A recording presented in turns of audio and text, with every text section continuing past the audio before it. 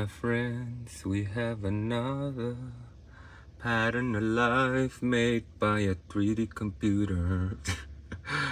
So this is why nature is so amazing, because it has this perfect math.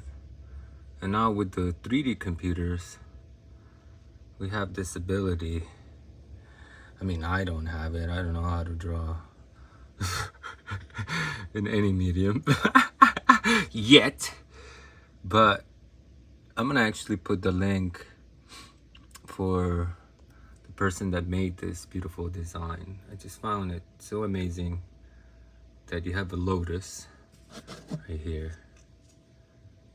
Look at all those petals.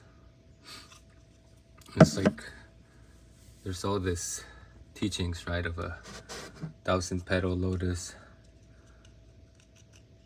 And look at that. But if you see a sunflower, it's the same and it's natural. That's why it's so magical.